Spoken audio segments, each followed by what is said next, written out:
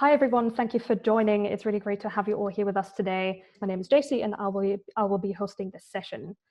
This session is about HSBC as a bank, their financing of fossil fuel companies and examples of the devastating impact said projects are having. And talking about these topics now will be Katrin Ganswindt and Hassan Mehedi.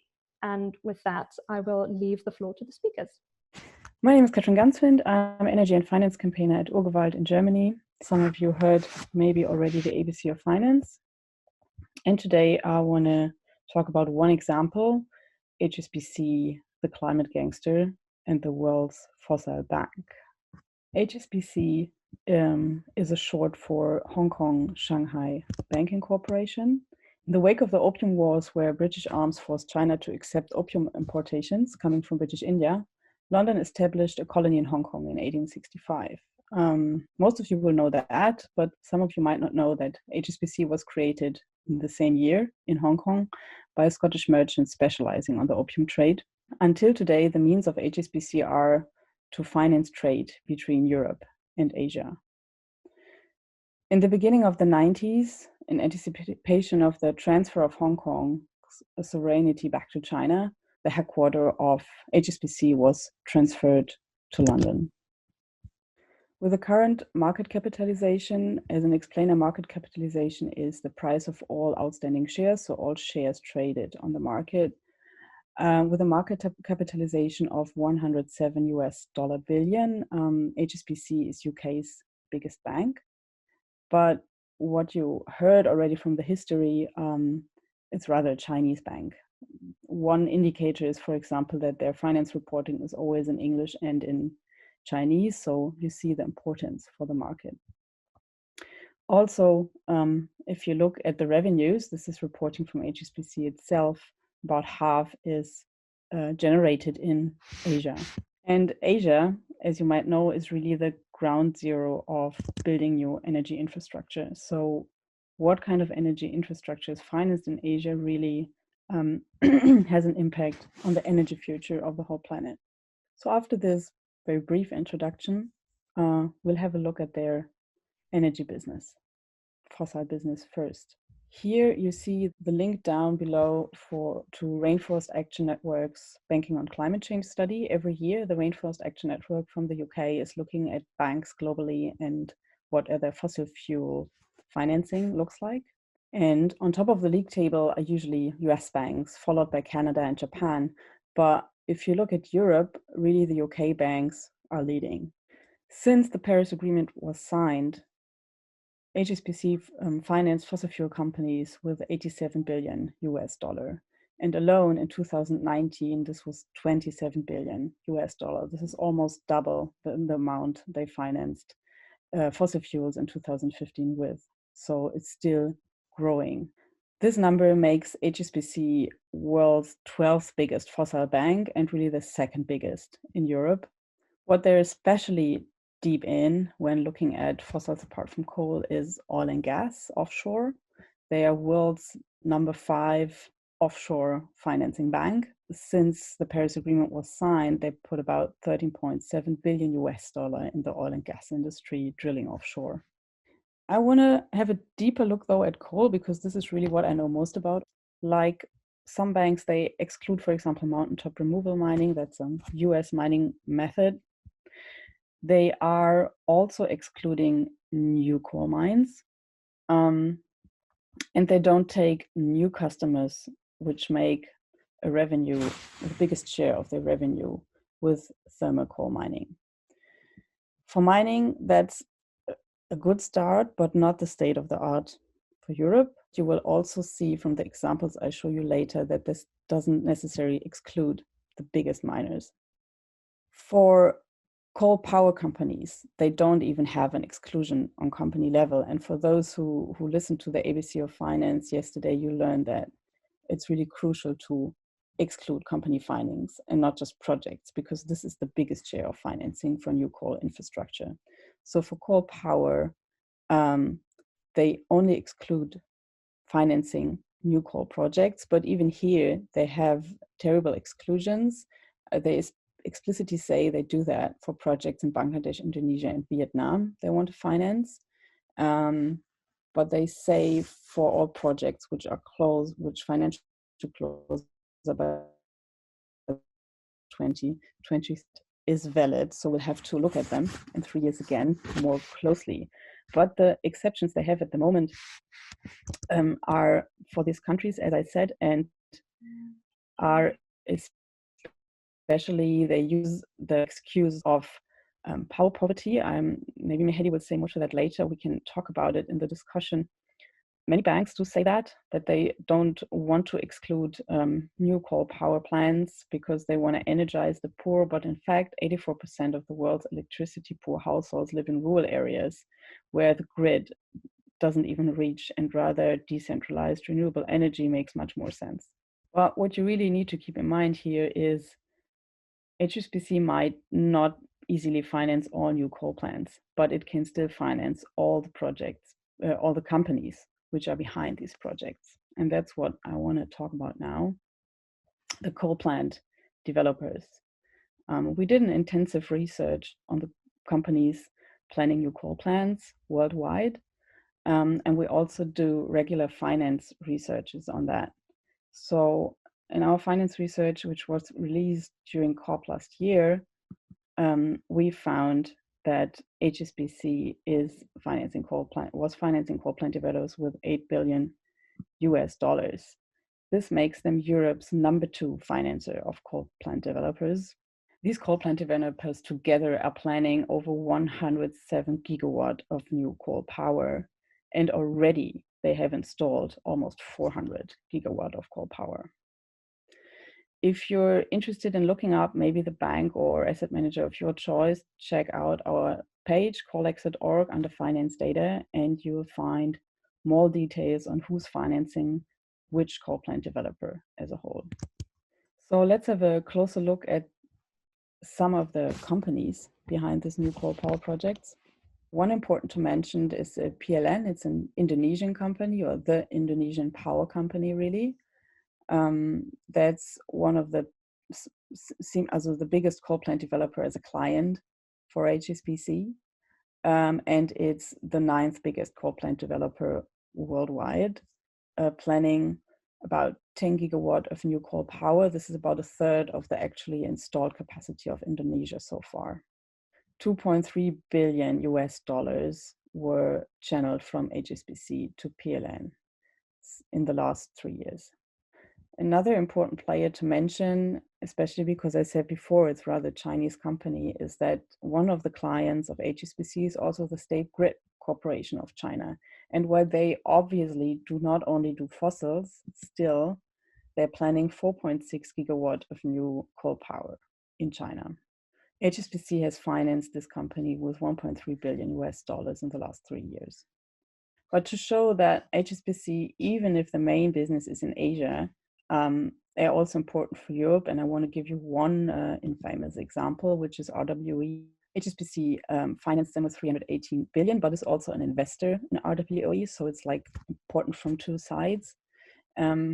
RWE is Europe's biggest CO2 emitter with 88 million tons of CO2 emitted last year.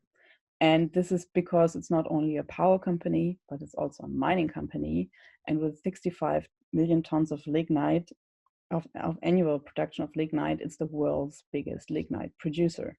RWE was infamous, or became infamous, with the crackdown on Hambach. I guess some of you will have heard about that. And because it's important to hear about more projects, and not only the ones we focus on in Europe, but about the ones which are much less known in Asia, I want to hand over now to Mehedi. Thank you very much. Thank you very much. Before going to the presentation, I should say thanks to Katrin for focusing on Bangladesh a little bit. And now I want to share a little bit about the energy situation in Bangladesh with you. Now in COVID-19 period, our daily consumption is at most 5,100 megawatts. So still 13,000 megawatt is idle. And the government has to pay capacity charge to the private power plants during if it doesn't use the power from the companies. So coverage is in December 2019, the total coverage in rural areas at 84%, including the home street solar power plant, and now it is coverage is 90% in March. So only 10%. We need only more 10% coverage, which is actually the problem of power grid and the distribution system. So I want to focus on first on PAYRA port and additional infrastructures, and then go to the HSBC and the dredging things. Bangladesh, there are three seaports in Bangladesh. One is largest is Chittagong seaport, which is depth is 9.5 meter. Second seaport is Mongla seaport near southwestern zone. Its depth is 8 meter in high tide. Third seaport, which is PAYRA seaport, its depth is 9.2 meter in high tide. And there is a planned seaport which is going to be established by construct by Japanese company JICA, which is now they are estimating that there are 12 meter depth.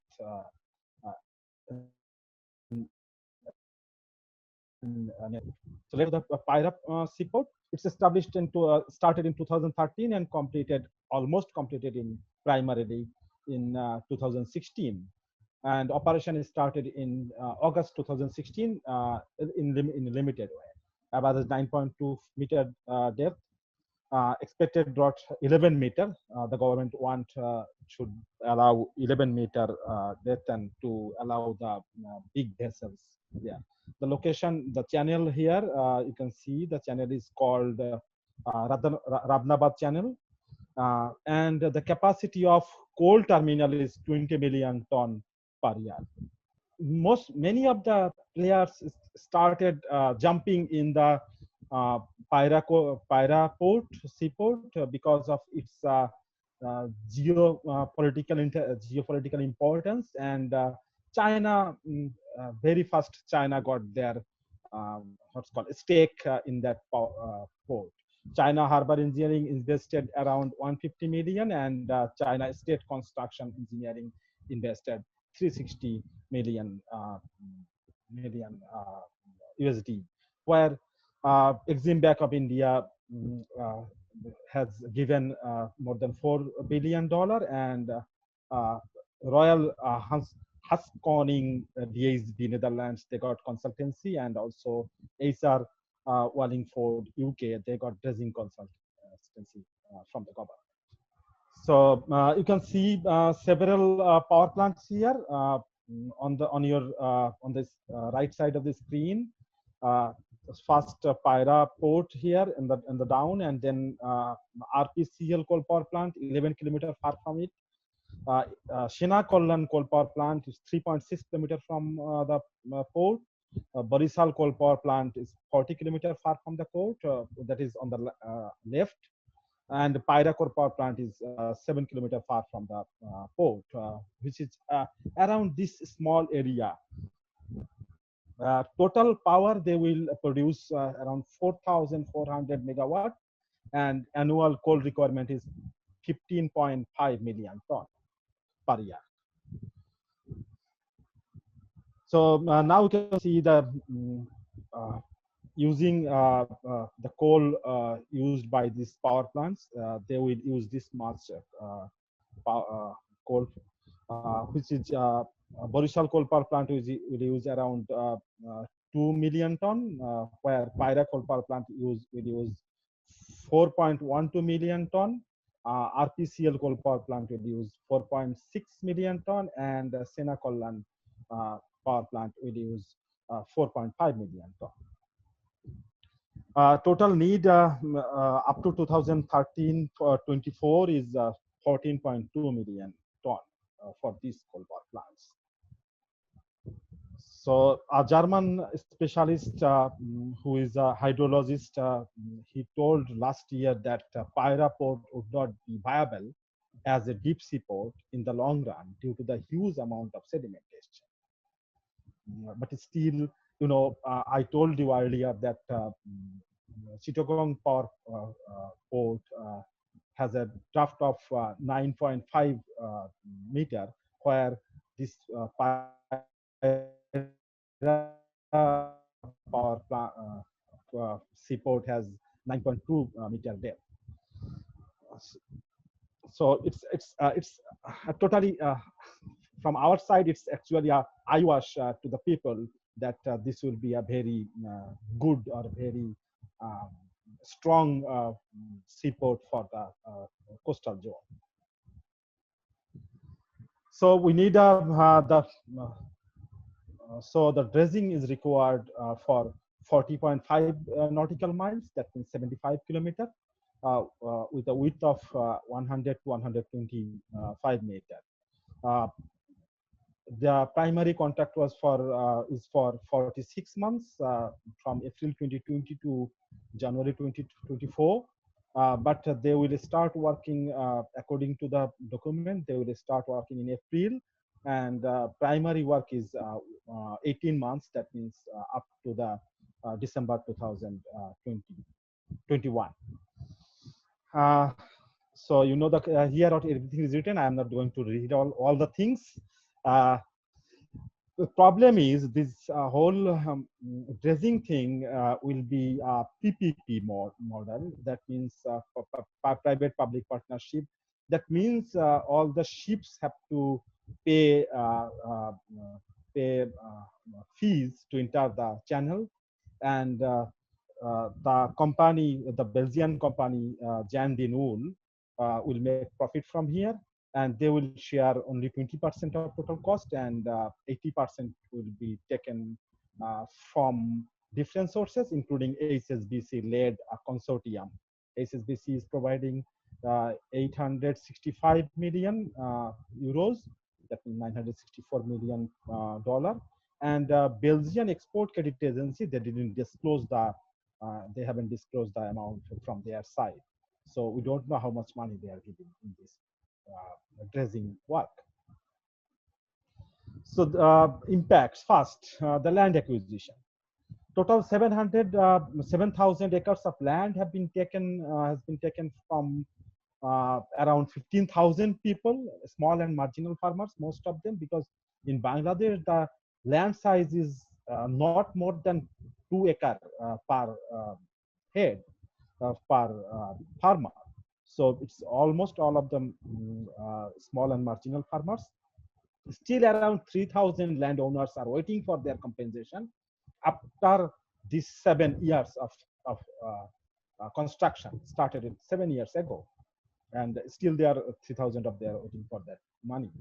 And out of this 7,000 acres, 600 acres of land has been taken for the coal terminal. Here is the protest. One of the protests, they organized many procession, human chain, petition, and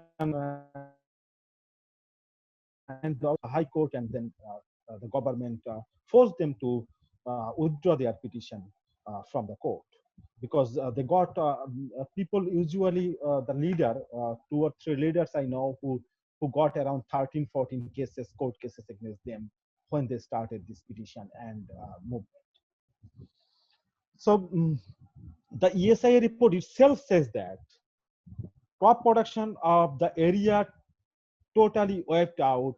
Agricultural land might be converted to non-agriculture land due to power plant and the port and induced infrastructure developed. And you see the after the port started, these lands, all of the signboards are different companies who took the land from the district office. That means district, here it's called district commissioner's office, and they put their signboard there. Energy, like petrol pump, the first one is petrol pump, that other one is cargo, the last one is a tanker services. This is the thing. HILSA is our what's called national fish of Bangladesh, and it also a very important part of Bangladeshi culture and also Indian people's culture. So this and Bangladesh produce almost 55% of HILSA of the world and export to India, Middle East, USA, and Europe. The ESI report itself says that Rabnabad channel is one of the suitable spawning ground of HILSA and Pangas and giant tiger prawn, which might be affected due